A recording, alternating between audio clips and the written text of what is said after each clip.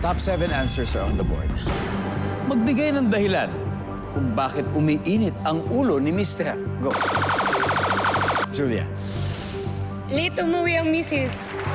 Late umuwi si Mrs. Baka nag-overtime. Nandyan ba ang late umuwi si Mrs.? Wala. Shanali, magbigay ng dahilan kung bakit umiinit ang ulo ni Mr. Hindi malinis ang bahay pag uwi ni Mister. Madumi yung bahay. Nandyan ba yung survey? Wala rin. Aljun, magbigay ng dahilan kung bakit kaya umiinit ang ulo ni Mr. Hindi nagbigay ng sweldo. Parang hindi siya sumweldo. Can you explain? Ano, sa ngayon, babae at lalaki nagtatrabaho na. Okay. So, nagsishare ng sweldo. Oh. Iba kayong mister lang yung nagbibigay, yung asawa hindi. Walang kontribusyon, walang ambag. Walang ambag si Mrs. Nandyan ba yung survey? Wala rin. Riley, Kulang sa labing-labing. kulang sa labing-labing. Survey? Riley, pass or play, Riley? Siyempre, play. Let's do it. Tara, balik na tayo. Tara. Chef, magbigay ng dahilan kung bakit uminit ang ulo niya, ayaw. Matagal nang walang toma. Matagal nang walang toma. Toma ulit. Survey says? Wala. Riley, sige.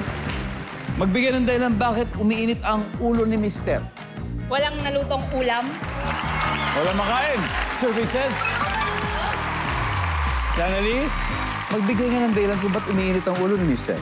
Hindi pinayagan si Mister na lumabas kasama ang tropa. Hindi pinayagan gumingit. Survey. Wala rin. Riley, kailan makuha natin to. Dahilan kung bakit umiinit ang ulo ni Mister. Na-traffic pa uwi. Pwede. Na-traffic pa uwi. Survey. doon? Wala. 5 pa to. This is your chance na magkapuntos. Kayang-kaya to. Aljun, magbigay ng dahilan kung bakit umiinit ang ulo ni Mister. Magastos si Mrs. Julia? Magasto si Mrs. Same.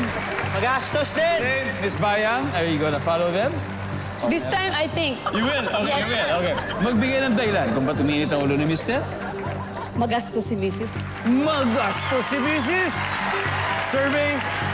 Nandyan po ba yan? Let's go.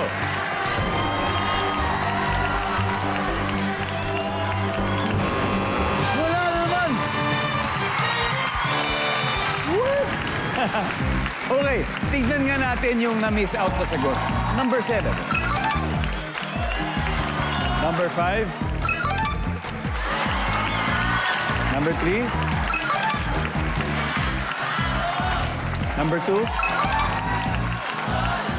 And finally, top answer ay walang pera.